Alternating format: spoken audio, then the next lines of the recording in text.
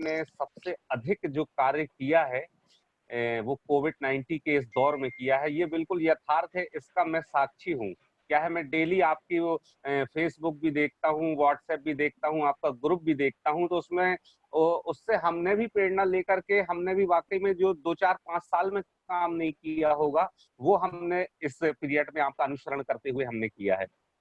तो सबसे पहले तो ये 4 पंक्तियाँ हमें याद आती हैं कि आदमी को ज़िंदगी का ढंग बदलना चाहिए। आदमी को ज़िंदगी का ढंग बदलना चाहिए, वक़्त की रफ़्तार के ही साथ चलना चाहिए। आदमी को ज़िंदगी का ढंग बदलना चाहिए, वक़्त की रफ़्तार के ही साथ चलना चाहिए। फ़र्क सुई तलवार में देखो ना वज़न और दाम का, फ़र्क सुई तलवार में देखो ना वज़न और दाम का, अहमियत उसकी है जिससे हल निकलना चाहिए। वाह! तो निस्संदेह आपके ये आयोजन बहुत हल निकालने के लिए समाज को, देश को, जो भी अपन देश में समस्याएँ चल रही हैं, उसका हल निकालने के लिए अपन ये वेबिनार की बहुत महत्वपूर्ण आवश्यकता है और वो आदरणीय संजय तिवारी जी के माध्यम से पूरे देश में और विदेश में अंतर्राष्ट्रीय स्तर पर ये आपके माध्यम से पहुँच रहा है। ये जबलपुर ही नहीं, देश की गौरव का विषय है कि हमारे बीच में आप जैसे बुद्धिजीवी पूरे समाज को जागरूक करने का एक दायित्व लिए हैं। इसके लिए मैं सबसे पहले आपका हार्दिक अभिनंदन इस वेबिनार के माध्यम से करना चाहूँगा। और जैसा कि अभी 2-5 मिनट हैं तो भी कुछ रचना सुना देता हूँ अपनी जो भी है कि मैं हालाँकि गीत, गज़ल, मुक्तक इन सारे विषयों पे अपनी कलम चलाता हूँ। एक गज़ल के चंद शेर आप देखें, पूरा माहौल शांत रहा 2 ढाई महीने तक, तो एक गज़ल हमें उस समय हमारी 10-12 साल पहले की एक गज़ल लिखी हुई थी, उसके शेर आप तक पहुँचा रहा हूँ कि जिस तरह से आदरणीय भाई ठाकुर सर हैं, उनको नमन करते हुए ये 4-6 पंक्तियाँ जो भी आप तक पहुँचा रहा हूँ कि जिस तरह से ये ज़मीं, ये आसमां खामोश है, पूरा खामोशी का माहौल 2.5 महीने छाया रहा, तो उसी को ध्यान में रखते हुए सुनेंगे कि जिस तरह से ये ज़मीं, ये आसमां खामोश है, ठीक ऐसे ही हमारी दास्तां खामोश है।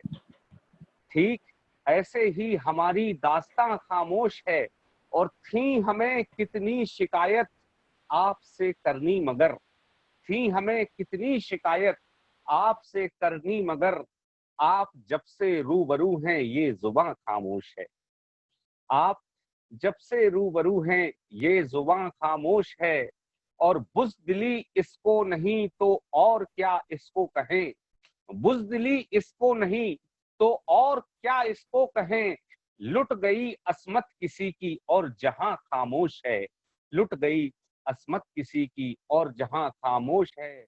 और एक शेर और इसका यह है कि सिल गई उनकी जुबां या बिक गया है काफिला, सिल सिल गई उनकी जुबां या बिक गया है काफिला, आज पहली बार सारा कारवां खामोश है, आज पहली बार सारा कारवां खामोश है और क्या कहें किससे कहें अपने चमन की दास्तां, क्या कहें किससे कहें अपने चमन की दास्तां, लुट रहे हैं लाल ओ गुल बागवां खामोश हैं, लुट रहे हैं लाल ओ गुल बागवां खामोश। और अंतिम शेर इसका ये है, हम अपने बुजुर्गों से सुनते आए हैं कि किसी गरीब, किसी मजदूर का दिल नहीं दुखाना चाहिए, उसकी जो बद्दुआ होती है बहुत खराब होती है।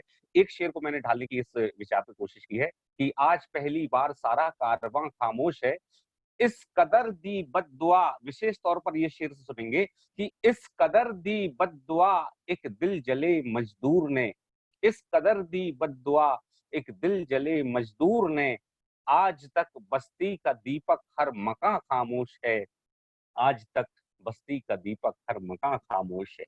बहुत-बहुत धन्यवाद सर।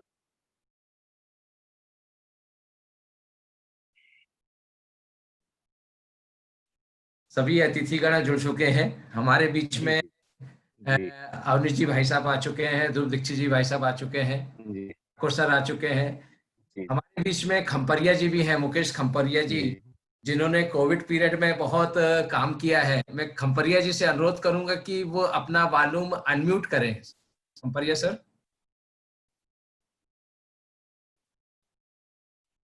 अनम्यूट करिए सर आपका। हाँ, ठीक है।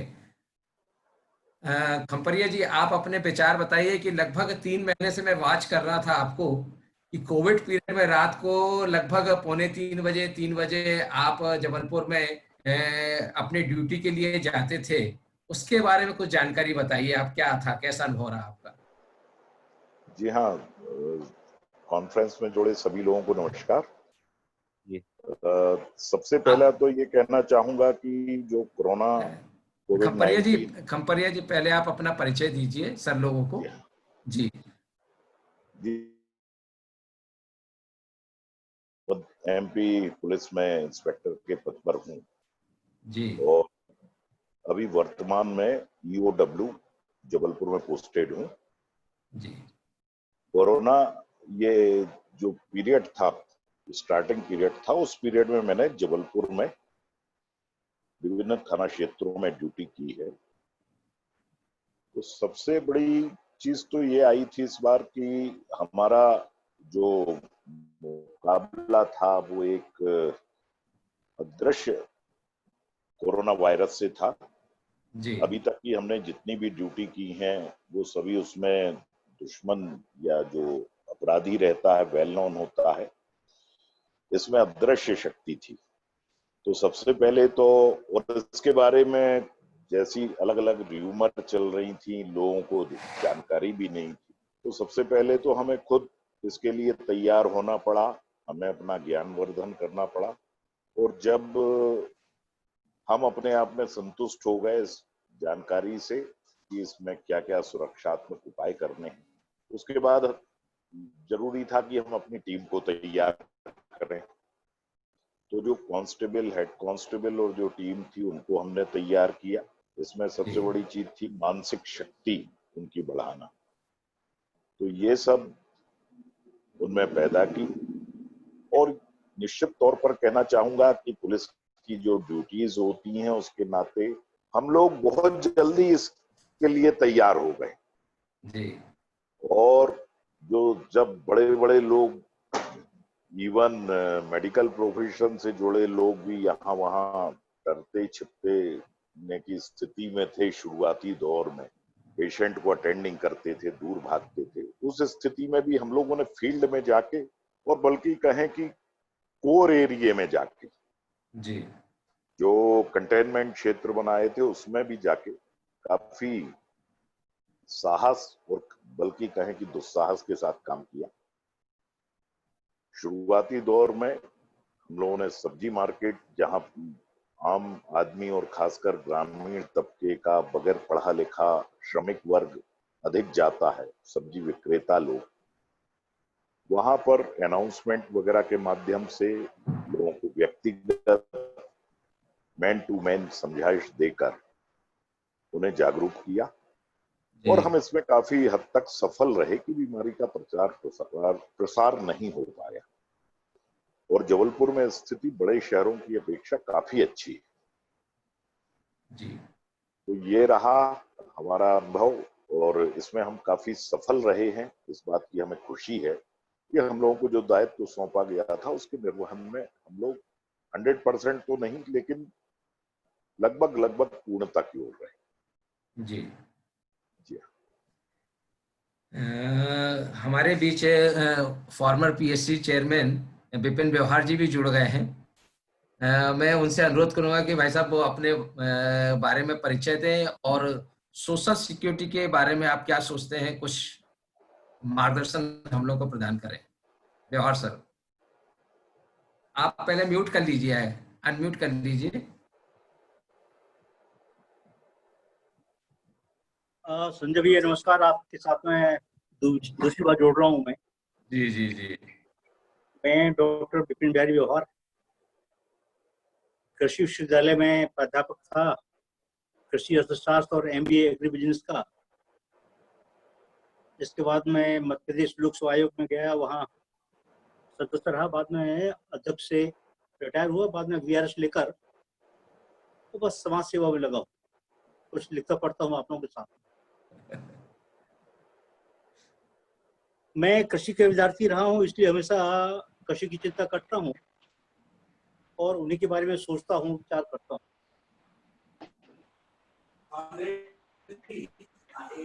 मुझे ऐसा लगता है कि जहाँ सामाजिक सुरक्षा की बात है, वहां पे खाद्य सुरक्षा बहुत महत्वपूर्ण है।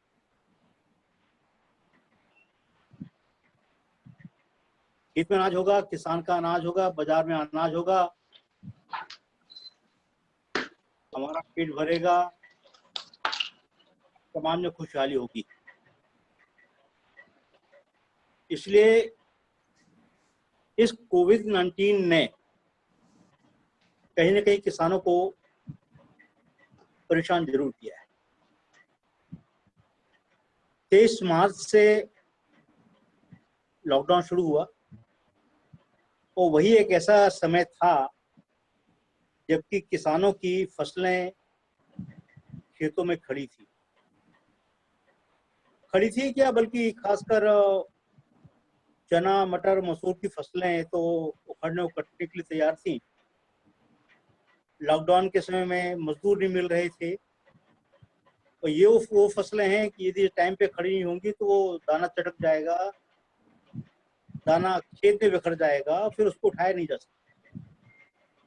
किसानों की बड़ी समस्या थी कि हार्वेस्टर नहीं मिल रहा था, मजदूर नहीं मिल रहे थे, थ्रेशर नहीं मिल रहे थे। वो खासकर समस्या थी सोशल डिस्टेंसिंग की। तो गांव में जब कटाई होती है बगैर मशीन के तो वो एक साथ होती है, वो एक एक, दो दो, चार चार लाइन छोड़ के नहीं होती प्राय। तो भी किसानों ने बहुत धैर्य रखा, क्योंकि मैं भी बीच में गांव जाता रहता था और किसानों ने बहुत धैर्य रख के, बहुत हिम्मत रख के, बहुत पेशेंस से और वो अपना काम किया। इसके बाद में गेहूं की फसल में भी यही समस्या आई। बड़ी समस्या तो तब आई कि जब फसल कट गई और कटने के बाद में जो अनाज किसान के पास में आया उसको मंडी पहुंचाना था, क्योंकि जब फसल कट के आती है तो एक बम्पर क्रॉप होती है और हम जानते हैं कि गांव में जो घर हैं वो इतने बड़े नहीं होते कि पूरा का पूरा अनाज घर में आ जाए। अतः अब तो प्रचलन ये हो गया है कि सीधा सीधा अनाज खलिहान से मंडी पहुंचता है, लेकिन उसमें मंडी पहुंचने की व्यवस्था नहीं थी। बहुत लेट तुलाई शुरू हुई है, बहुत लेट मंडी में अनाज पहुंचा है। कई बार मंडी वाले भी तंग करते थे कि ये इंफीरियर क्वालिटी का है, ठीक दाम नहीं मिलेंगे। तो किसान ने बहुत परेशानी महसूस की है। उसके बावजूद भी किसान की लगन से, उसकी मेहनत से, क्योंकि सबसे ज्यादा रिस्क खेती में होता है। बाकी जितने धंधे हैं उसमें इतना ज्यादा रिस्क नहीं होता जितना जोखिम खेती में होता है। बीच में पानी गिर गया था, खड़ी मूंग थी, खड़ी उड़द थी, किसान बहुत परेशान हो गए थे। दूसरी चिंता ये थी कि किसान उसी समय पे रबी की तैयारी करता है, अपने बीज की तैयारी करता है, क्योंकि बाजार बंद थे, सोसाइटीज बंद थी, इसलिए उसको खरीफ का बीज टाइम पे नहीं मिला। लेकिन मैं इतना जानता हूं कि कोई भी किसान अपना खेत खाली नहीं छोड़ना चाहता, इसलिए वो चाहे पौना मिले, चाहे सवाया मिले, चाहे उधार ले, चाहे कैसे भी ले, वो अपनी व्यवस्था करता है। ये जो समय है, ये समय धान की बुआई का समय लगभग शुरू हो रहा है, रोपाई का समय शुरू हो रहा है। अभी लोग डालेंगे, नर्सरी तैयार होगी और इसके बाद में रोपाई की समस्या आएगी। लेकिन रोपाई भी जब होगी तो वहीं पर फिर सोशल डिस्टेंसिंग की बात आएगी। फिर भी किसान अपने तरीके से काम कर रहा है। लेकिन मैं जानता हूं कि यदि हम सन 1951 से ले लें अभी, तो जिस तरह 4 गुना हमारी आबादी बढ़ी हुई है, वहीं पे 5 गुना अनाज बढ़ा हुआ है। आज हम फूड सिक्योरिटी पे से सबसे ऊपर खड़े हुए हैं। अभी हमारे पास में खाद्यान्न और अनाज का इतना स्टॉक है कि 3 साल तक हम अपने पूरे देश को खिला सकते हैं, खासकर पीडीएस सिस्टम के माध्यम से। बाजार में चीजें भी महंगी मिलेंगी, उसके लिए हमको तैयार रहना पड़ेगा। बस महत्वपूर्ण यह है कि इस समय जो आदान, जो इनपुट किसान को चाहिए, यदि वो सही पे मिल जाएगा तो किसान अपने आप को खड़ा कर लेगा। क्योंकि किसान की फसल यदि एक बार खराब होती है, एक साल खराब होती है, तो 4 साल पीछे चला आता है। कर्ज माफी कोई समस्या नहीं हो, सब कोई समाधान नहीं होता। समाधान तो यह है कि किसान की जो आवश्यकताएं हैं उनकी पूर्ति तत्काल यदि कर दी जाए, उसके डोर स्टेप पे जहां वो है, जहां वो चाहिए, तो मुझे लगता है कि किसान कभी कर्ज नहीं चाहता कि वो कर्ज उसकी माफी की जाए और कर्ज लेना चाहता। क्योंकि अभी भी गांव में हम लोग मानते हैं और जानते हैं कि कर्ज लेना सबसे दुखद है। एक बार आप भूखे रह, किसान भूखा रह जाएगा, लेकिन कर्ज लेने की स्थिति में अपने आप को नहीं लेना चाहता। लेकिन ये ऐसा समय है कि किसान बहुत मेहनती है, अपना गर्मी में, धूप में, ठंड में, बरसात में हमेशा खड़ा रहता है, सुबह शाम आसमान को ताकता रहता है कि कहीं पानी नहीं गिर जाए। कोई पानी नहीं गिर रहा है तो उसकी समस्या है। आज हम खाद्यान्न सुरक्षा में बहुत बढ़िया हैं और मैं धन्यवाद देता हूँ किसानों को, खासकर उनके परिवारों को हमारे देश के साथ में खड़े होने के लिए। मैं हमेशा एक बात करता हूँ कि जब हम रात में सोएं तो जो सीमा में हमारे जो फौजी हैं, भी देखिए कि 20 हमारे सैनिकों को मार दिया गया, उनके प्रति हमारी श्रद्धांजलि। तो मैं हमेशा बोलता हूँ कि जब हम रात में सोएं तो सीमा में जो हमारा सेना है, सैनिक है, जवान है, उसकी सुरक्षा की कामना करके सोएं। और जब हम 2 टाइम भोजन करें तो उस किसान के बारे में विचार करें कि हे भगवान, हमारे किसान को सुखी रखें, संतुल समृद्ध बनाएं, उसको खुश रखें, ताकि वो हमारे पूरे देश के भोजन का पालन और संचालन कर सके। धन्यवाद। धन्यवाद सर। हमारे बीच डॉक्टर महेश शुक्ला सर भी आ चुके हैं। शुक्ला सर, आप हमें सुन रहे हैं? हाँ, सुन रहा हूँ आपको। हाँ सर, आप अपना ऑडियो ऑन कर लीजिए सर। जी हाँ, नमस्कार करता हूँ सर। और नमस्कार। नमस्कार जी, हमारे मुझे पहले बिल्कुल भूल गया था और मैं नहाते नहाते मुझे ख्याल आया कि आपने आज प्री डिस्कशन कहा है। जी जी जी। तो कम से कम एक फायदा ये होता है कि कल हमारे बीच में जो तकनीकी समस्या आने वाली है उसका समाधान आज हो जाता है। तो हम किस स्थान पे हैं उसका निर्धारण आज हम कर लें, तो उससे फायदा ये होता है। और कम से कम एक दूसरे से हम फेमिलियर हो जाते हैं, और जो हमारे रिसोर्स पर्सन आए हुए हैं उनसे भी हम क्या वो बोलना चाहते हैं उनके बारे में भी हम चर्चा कर सकते हैं। तो सर, मैं चाहूंगा कि सामाजिक सुरक्षा के क्षेत्र में आप कैसा क्या कल अपना वक्तव्य देंगे, उसका कुछ रूपरेखा हम लोग को बता दीजिए सर। अब सोशल सिक्योरिटी के बहुत सारे बिंदु हैं जी जी। जिन पे अब मैं तो सोच रहा था कि पहले आप बताएंगे, कुछ आपकी तरफ से इशारा मिलेगा कि इन बिंदुओं पर आपको बात करनी है। तो बहुत ही मैं अनमनस की स्थिति में था, मैं किस बात पे बोलूं, क्योंकि इसमें बहुत सारे लोग हमारे सोशियोलॉजी के आदरणीय ठाकुर साहब भी हैं, ध्रुव भाई भी हैं, तो ऐसा ना हो कि वो रिपीटिशन हो जाए उन चीजों को। जी जी। तो हमें चाहते थे कि अगर आपके द्वारा निर्धारित होता कि सोशल सिक्योरिटी पे हम क्या बनाए, कि पॉलिसीज पे बात करें, कोई पॉलिसीज पे बात करें, कोई जो है जो विधान नीतियां हैं उन पे बात करें, जी, तो अधिक अच्छा रहेगा सर। तो मेरा आपकी तरफ से सर मेरा सोचना ये है, क्योंकि आप लोग एक ही विषय से जुड़े हुए हैं, तो आपस में ही डिसाइड करके ये आप कर लीजिए कि कौन कौन किस किस क्षेत्र में बोलना चाहेगा। जैसे सिक्योरिटी स्कीम्स में बोल सकता है, गवर्नमेंट ने इस टाइम क्या कोविड पीरियड में कैसा क्या काम किया है, इसके बारे में डिस्कशन कर सकते हैं। अभी गवर्नमेंट की सोशल सिक्योरिटी की कौन कौन सी स्कीम्स चल रही हैं, इंडस्ट्री में कौन कौन सी स्कीम्स हैं। जैसे मैं एक स्कीम्स के बारे में बताना चाहूंगा। गवर्नमेंट ऑफ इंडिया की 2 स्कीम बहुत सक्सेसफुल रही है, एक ESI कर्मचारी राज्य बीमा योजना और दूसरा EPF, जो 100% सक्सेसफुल है। और पहले तो क्या होता था कि ESI या EPF केवल ऑर्गेनाइज सेक्टर में ही इम्प्लीमेंट होता था, आजकल ये नॉन ऑर्गेनाइज सेक्टर में भी इम्प्लीमेंट हो गया है। जी जी। जब से जनधन योजना चालू हुआ है, तो पहले कॉन्ट्रैक्टर के द्वारा या एम्प्लॉयर के द्वारा कुछ मैनिपुलेशन करके एम्प्लॉय को बेनिफिट नहीं दिया जाता था, लेकिन जब से ये बैंक अकाउंट खाता खुला है सबका, तब से उनकी मजबूरी हो गई है कि सबका कंट्रीब्यूशन और सोशल सिक्योरिटी स्कीम्स का बेनिफिट उनको देना पड़ता है। सही में, लेकिन बहुत सारे अभी अनऑर्गेनाइज सेक्टर के बहुत सारे ऐसे हैं लोग जहां तक के सोशल सिक्योरिटी की पहुंच बहुत दूर है। जी, जैसे आपके जो मैनुअल वर्कर्स हैं डेली जी, वेज पे, उनके लिए सोशल सिक्योरिटी का अभी कोई प्रावधान नहीं है। जो जी, टैक्सी ड्राइवर्स हैं, जी, जो ट्रेवलर्स वो जो चलाते हैं, कैब वगैरह गाड़ियां चलाते हैं, उनके जी, लिए कोई सोशल सिक्योरिटी का, तो कुछ ऐसे बिंदुओं पर भी हम जी, डिस्कस करेंगे ध्रुव जी से, आदरणीय ठाकुर साहब से। जी, जी, तो मैं सोचूंगा कि किन किन पहलुओं को वो लोग छुएंगे और किन पहलुओं को जो है हमारे जी, हिस्से में आए। जी, नहीं तो फिर बहुत सारी चीजें हैं जिनको शेयर तो करेंगे ही। जी, जी, ठीक है। ठाकुर सर से मैं निवेदन करूंगा, सर आप अपने कुछ वक्तव्य दीजिए। सबसे पहले आप सर अनम्यूट करिए, ठाकुर सर।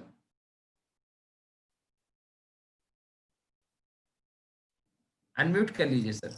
हाँ, हो गया। जी, जी, हमारी बोलिए आवाज सर सुन जी। रहे हैं आप डॉक्टर साहब? बिल्कुल बिल्कुल सर। हाँ, देखिए, सामाजिक सुरक्षा का जो प्रश्न है जी, वह करीब करीब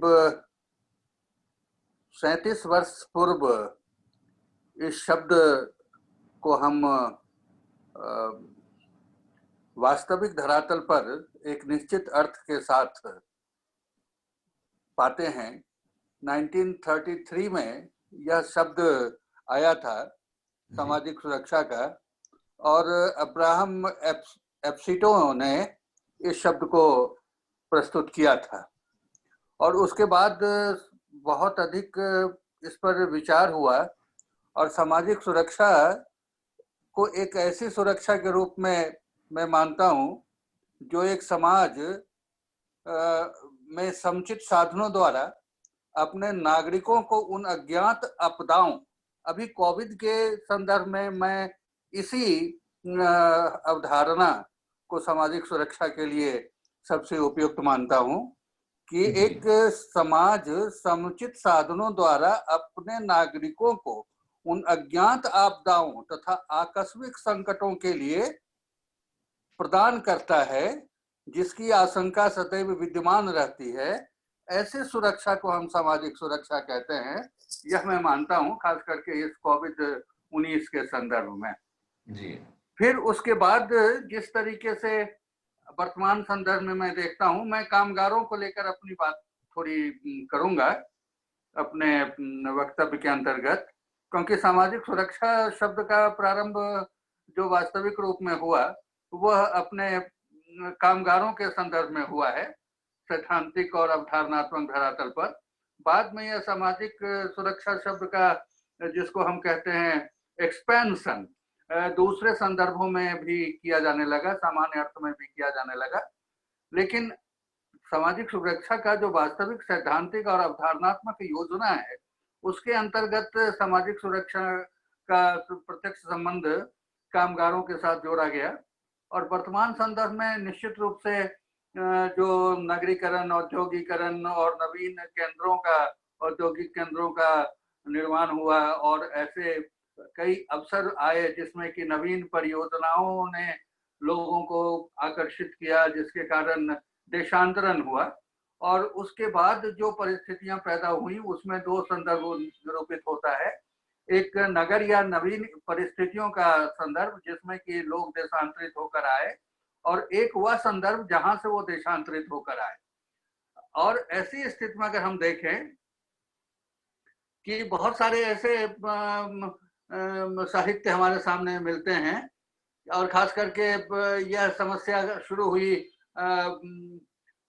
20वीं शताब्दी के द्वितीय विश्व युद्ध के बाद के 20 साल की बाद की स्थिति की बात हम करें, जिसमें कि औद्योगिकरण और नगरीकरण बहुत तेजी से बढ़ा और देशांतरण की स्थितियां भी बहुत तेजी से स्पष्ट होने लगी, नवीन परिस्थितियां पैदा होने लगी। और इसमें सबसे महत्वपूर्ण है कि यहाँ पर कुछ समस्याएं दिखाई देती हैं। उन समस्याओं के संदर्भ में मैं बात करना चाहूंगा। और उसके साथ ही साथ सामाजिक सुरक्षा के लिए जो योजनाएं निरूपित की जा रही हैं, उन योजनाओं के संदर्भ में भी मैं कल अपनी बात कहना चाहूंगा। धन्यवाद। धन्यवाद सर। हमारे बीच ध्रुव जी भाई साहब हैं, ध्रुव दीक्षित जी हैं। मैं उनसे करूंगा कि वे भी अपने वक्तव्य कुछ बताएं। सर्वप्रथम सभी को नमस्कार और संजय तिवारी जी को बहुत बहुत शुभकामनाएं कि वो निरंतर लॉकडाउन पीरियड में कुछ ना कुछ विषय उठाते रहें और उन पे एक विमर्श आयोजित करते रहें। हम सभी सामाजिक सुरक्षा वास्तव में अभी ठाकुर सर ने काफी कुछ उसके बारे में बताया कि कहाँ से स्टार्ट हुआ था और फिर वो उसको अंतर्राष्ट्रीय श्रम संगठन ने उसको मान्यता दी और फिर धीरे धीरे अगर सामाजिक सुरक्षा नहीं होती तो आज के ये जो कोविड-19 का कहर आया पूरे विश्व में, ये सभी के लिए बहुत मुश्किल स्थिति हो जाती। और सामाजिक सुरक्षा एक कवच है जो एक सुरक्षा मतलब आपकी जिम्मेदारी सरकार के द्वारा ली जाती है।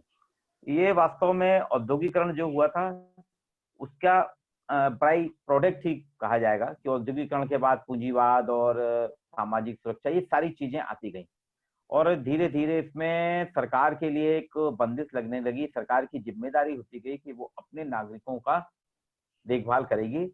वो उसके लिए बहुत सी उन्हें योजनाएं, हर देश में आप देखेंगे अलग अलग प्रकार की योजनाएं होती जा रही हैं और कोविड-19 में तो पूरा का पूरा सामाजिक सुरक्षा का ही है। तो कोविड-19 में अगर सामाजिक, क्योंकि लॉकडाउन पीरियड में आपको घर में पहली बार ऐसा हुआ है कि हम सभी को एक तरीके से अघोषित रूप से हम लोग को कैद में रख दिया गया। हम सभी जेल में हैं। तो जब तक लॉकडाउन पीरियड था कि आप जेल में रहेंगे, आप नहीं, क्योंकि आपको एक अदृश्य शक्ति से, अभी खम्परिया जी ने वैसे ही कहा था, वास्तव में अदृश्य शक्ति से हम लोग लड़ रहे थे। आपके सामने शत्रु था नहीं और कब कहाँ से आ जाएगा शत्रु ये पता नहीं था। अब ऐसे में देश की कम से कम 70% आबादी ऐसी है जिसके पास जो रोज खाती और रोज कमाती है और बाजार में जाती है, उसके दिनचर्या चलती है। अब उसको अगर घर में बैठाल दिया जाएगा, जिसकी आय का कोई साधन नहीं है, जैसे किसानों के लिए उनका पीक पीरियड था, उनको फसल की कटाई करना थी, उसमें सामाजिक सुरक्षा ना मिलती, आर्थिक मदद ना मिलती सरकार के द्वारा या संस्थानों के लिए, तो वो बहुत बुरी स्थिति होती। मैं इस पे चर्चा एक चीज और कहूंगा कि वास्तव में शिक्षा जगत पे अभी तक सरकार ने ध्यान ही नहीं दिया, ना केंद्र सरकारों ने, राज्य सरकारों ने। आप देखिए 20 लाख करोड़ का जो पैकेज आया है और भी जो पैकेज आए हैं, सरकार ने सबसे बात की है, चाहे वो उद्योगपति हो, चाहे मजदूर संगठन वाले हों या अन्य लोगों से, सबसे चर्चा की है। लेकिन अभी तक मेरे के आइडिया तो नहीं है, लेकिन आप लोगों को कह नहीं सकता हूं, किसी भी शैक्षिक संगठन से बात नहीं करी, ना विद्यार्थियों से बात करी, ना प्राध्यापकों से। आपने ऑनलाइन एक विकल्प के रूप में ला रहे हैं, लेकिन इसके साथ सुरक्षा क्या मिलेगी? बच्चों को जैसे छात्रवृत्ति दी जाती है तो सरकार को उनको डेटा देना पड़ेगा। आप बच्चों के पास डेटा नहीं है, आपको इंफ्रास्ट्रक्चर तैयार करना पड़ेगा, आपको टैबलेट देना पड़ेंगे, आपको उनको कुछ ना कुछ तो देना पड़ेगा। इसमें भी कोई फंड रखना चाहिए ना विद्यार्थियों के लिए। बहुत से कॉलेजों की स्थिति बहुत खराब है। आपने कह दिया कि आप अपने टीचर को सैलरी देंगे, वो सैलरी दे रहे हैं, अब उनकी सुरक्षा की क्या बात है? अब उनको कई कॉलेजों में ईसीएस नहीं है, ईपीएफ नहीं है, अब वो कॉलेज में तो जितनी फीस आती है उसी फीस को रोटेट करते हैं। मैं मानता हूँ कुछ कॉलेजों की स्थिति बहुत अच्छी है, लेकिन मैक्सिमम की स्थिति बहुत खराब है। फिर भी वो अपने यहाँ के एम्प्लॉइज को रखें। तो सरकार को जो था सामाजिक सुरक्षा वाला कोविड-19 के लिए जो फंड दिया है, ये आकस्मिक स्थिति निर्मित हुई, उसमें शैक्षणिक संस्थानों पर भी ध्यान देना था कि शैक्षणिक, उसी में एक सुरक्षा कवच विद्यार्थियों के साथ भी रखना पड़ेगा।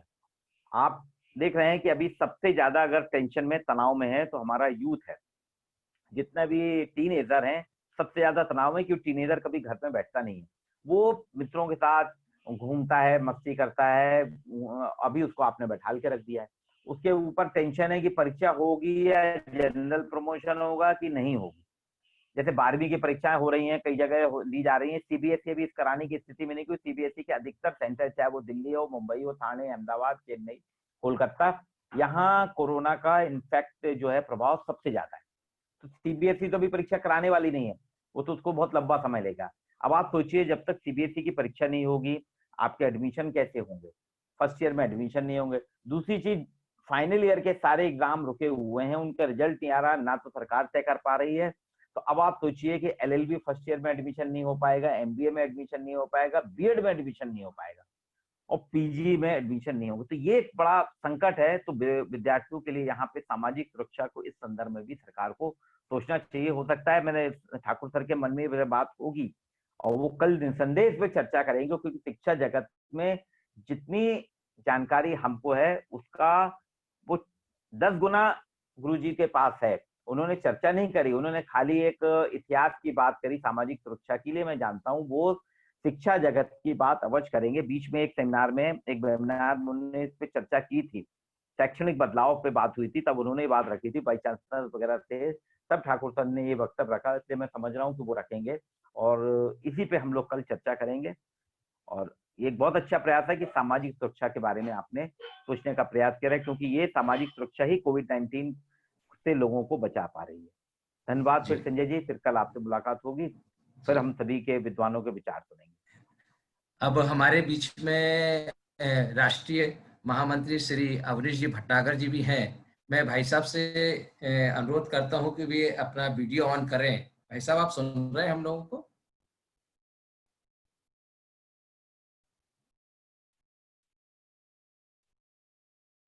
हेलो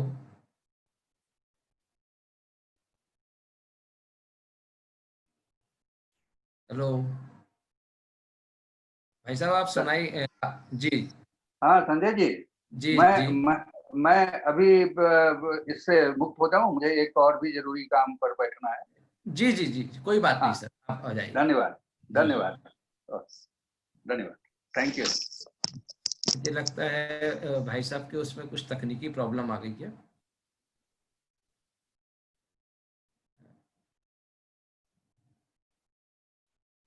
चलिए दीपक जी, जब तक भाई साहब अटैच होते हैं, एक तो आप अपने विचार इस संदर्भ में बता दीजिए, कुछ कविताएं एक दो बता दीजिए, फिर उसके बाद जब तक अटैच होते ठीक है, नहीं तो फिर जैसा भी होगा। क्योंकि क्या है, आत्मनिर्भर भारत के बारे में भी चर्चा अपन को करना है, सामाजिक सुरक्षा के बारे में तो लगभग हो चुकी है।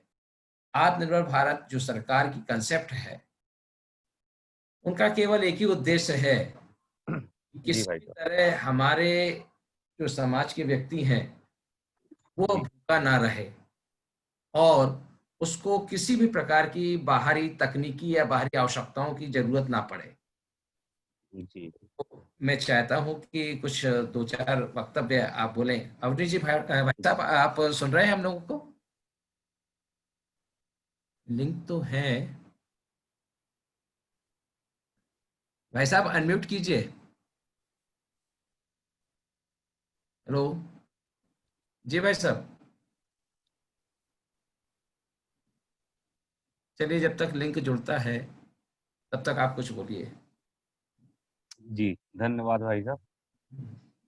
ये अभी तक 1.5-2 महीने से लगभग जो भी आयोजन किए जा रहे हैं वेबिनार के माध्यम से, उसमें हमें लगता है केवल सामाजिक सुरक्षा का विषय ही छूटा था और शिक्षा जगत और हर विषयों पर विद्वानों के वेबिनार देखे गए हैं, सुने गए हैं, उनके पम्पलेट्स पढ़े गए हैं नेट के माध्यम से, अपने व्हाट्सएप के माध्यम से।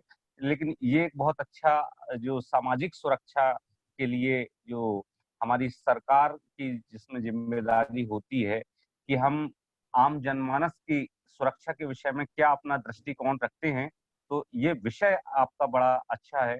तो उसके लिए तो आप बधाई के पात्र हैं ही, इसमें कोई संदेह नहीं है कि व्यक्ति को, एक जो बुद्धिजीवी व्यक्ति होता है, उसे केवल सिर्फ एक विषय विशेष की वो नहीं रहना चाहिए कि हम इस फील्ड में हैं तो हमें सिर्फ इस फील्ड की ही हमारी जिम्मेदारी है कि हमने इस फील्ड में हमने काम किया है, इस फील्ड में हमारा यानी एक कमांड है। तो उसके अलावा भी जो विषय छूट जाते हैं उन पे चिंतन करना, ये एक जागरूक व्यक्तित्व का एक विशेष गुण माना जाता है और वो निस्संदेह आपने इस पर ध्यान देते हुए इस पर आज जो वेबिनार कल करने जा रहे हैं, इसके लिए हम बहुत बहुत आपको बधाई देते हैं।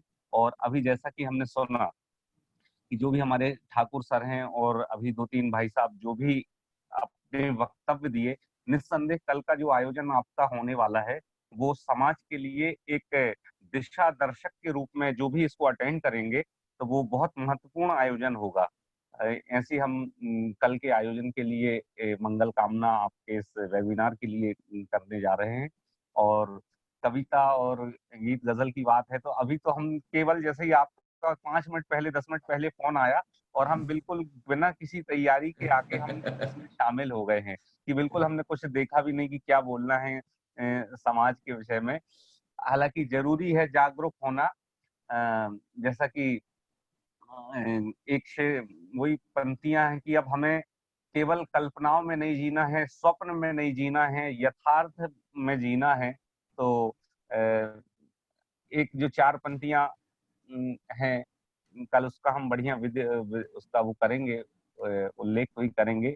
लेकिन यथार्थ है कि उन पंक्तियों को आत्मसात करना बहुत जरूरी है। वो हमारी बड़ी प्रिय पंक्तियां और आपके मुखारबिंद से भी हमने वेबिनार में वो पंक्तियां सुनी हैं। बड़ी खुशी हुई कि आप जैसे विद्वत जन मुझ जैसे नाचीज की पंक्तियों का उपयोग ऐसे राष्ट्रीय और अंतर्राष्ट्रीय वेबिनारों में कर रहे हैं।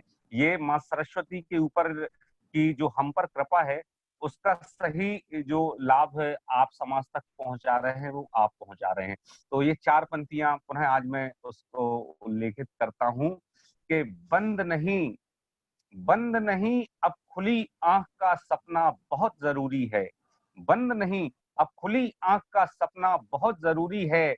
कुंदन जो बनना है तुमको तो तपना बहुत जरूरी है। और जो संकल्प लिया है मन में जो तुम ठाने बैठे हो, जो संकल्प लिया है मन में जो तुम ठाने बैठे हो, उसी लक्ष्य को मंत्र बनाकर जपना बहुत जरूरी है। उसी लक्ष्य को मंत्र बनाकर जपना बहुत जरूरी है। कल हम और अच्छे से जो भी आप आयोजन के बीच में कुछ पंक्तियों के माध्यम से जरूर अपनी बातें रखेंगे। आज तो बस छोटा सा ऐसे ही प्रयोग किया। नहीं ठीक है ना जी जी। मुझे अवनीश जी भाई साहब आपको सुनाई दे रहा है भाई साहब? मुझे लगता है लिंक तो है लेकिन वीडियो ऑन नहीं है। जी भाई साहब। जी अभी अब जुड़ गया हूँ बीच में बहुत बार। जी नमस्कार। नमस्कार भाई साहब, मैं चाहता था कि आत्मनिर्भर भारत के बारे में आप कुछ बताएं कि गवर्नमेंट की क्या कंसेप्ट है। और मैं चाहता हूँ कि आप जब बोले तो बोलने के पहले आप अपना परिचय हम सब लोगों को दीजिए।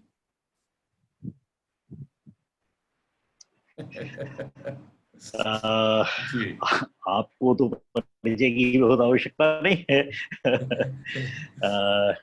बड़े भाई डॉक्टर विपिन बिहार जी बैठे हुए हैं, हमारे आदरणीय ठाकुर सर बैठे हुए हैं, ध्रुव जी भी शायद मुझे इतने वर्षों में भूल गए होंगे। बाकी मैं और वही आधारताल में बहुत लंबे समय तक रहे हैं, फिर भी विस्मरण बहुत लोगों का हुआ होगा। मेरा नाम अवनीश है। ऐसे मैं जानता हूं सर आपको बहुत अच्छे से, आधारताल के आप हमारे पड़ोसी हैं। जी जी बिल्कुल। आपको स्मरण है इसका मतलब। तो अभी दिल्ली से लगभग 50-60 किलोमीटर दूर पर एक हापुड़ नाम का छोटा सा स्थान है और इसमें एक भारत सरकार का मिनिस्ट्री ऑफ कंज्यूमर अफेयर्स के अंतर्गत एक स्टाफ ट्रेनिंग इंस्टीट्यूट है, उसमें मैं काम करता हूँ। जी जी। इसके अलावा विद्या भारती नाम का एक जो संगठन है उसका भी अखिल भारतीय मंत्री इस नाते से मेरे पास दायित्व है और कुछ शिक्षा के क्षेत्र में कुछ अपना पढ़ना लिखना ऐसा कुछ करता हूँ।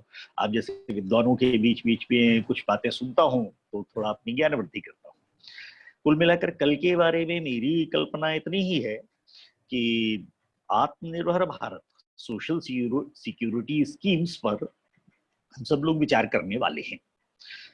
वर्तमान में भी बहुत सारी स्कीम्स की चर्चा चल रही है। 20 लाख करोड़ का जो पैकेज है वह भी अपने आप में एक चर्चा का विषय हो सकता है, लेकिन मुझे लगता है कि भारत का आत्मनिर्भरता का कंसेप्ट तो भारत की पद्धति से भारत के समाज को आधार बनाकर ही होगा। उसको लेकर कुछ बातें मैं सोचने का और रखने का प्रयास करूंगा। जी। आप सभी लोगों ने अलग अलग विषय उसमें जोड़े हैं। सामाजिक सुरक्षा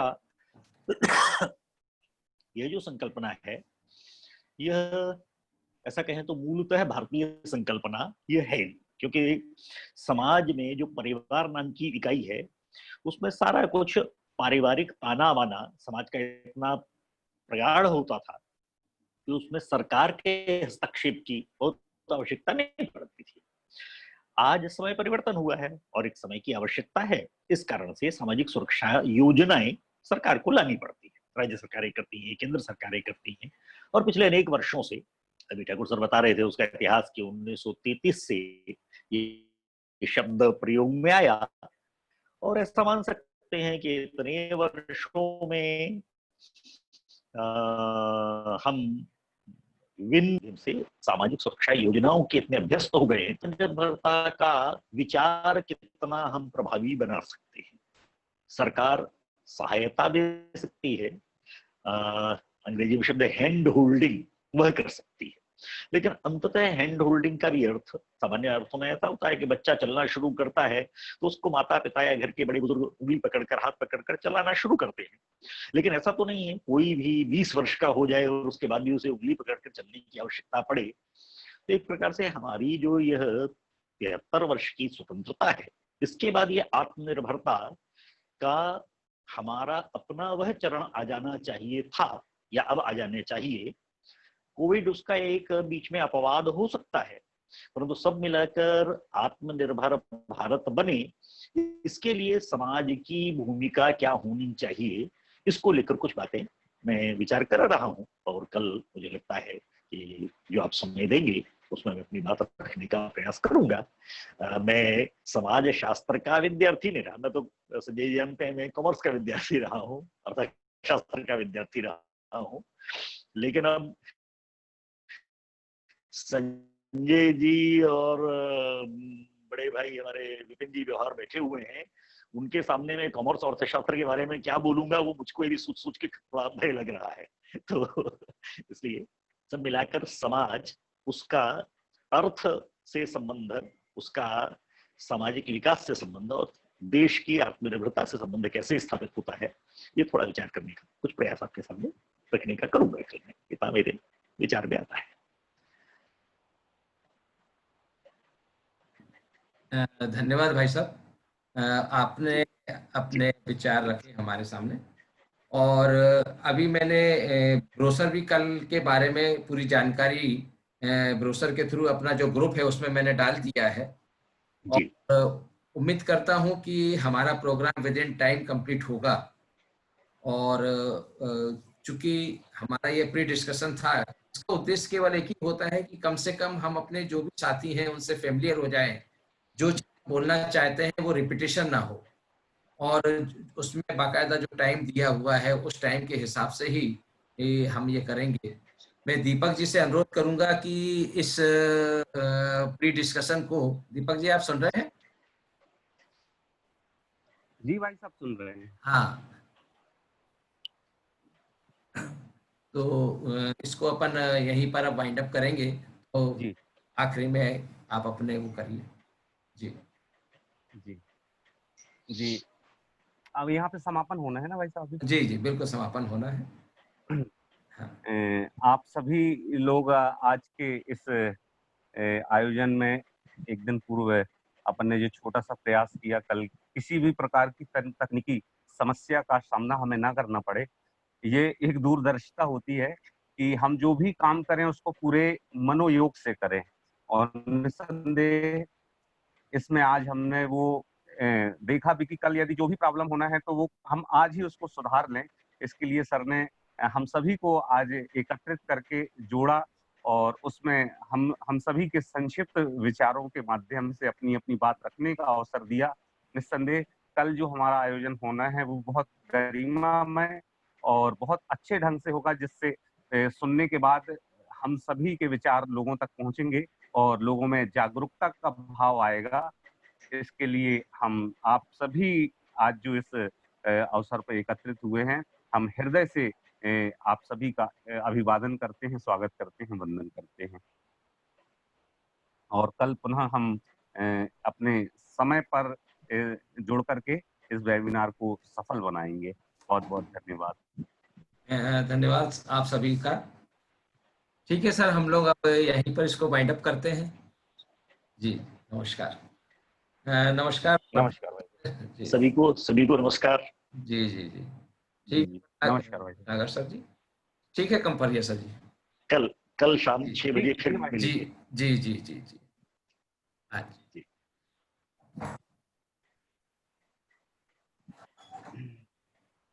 इसको रिकॉर्डिंग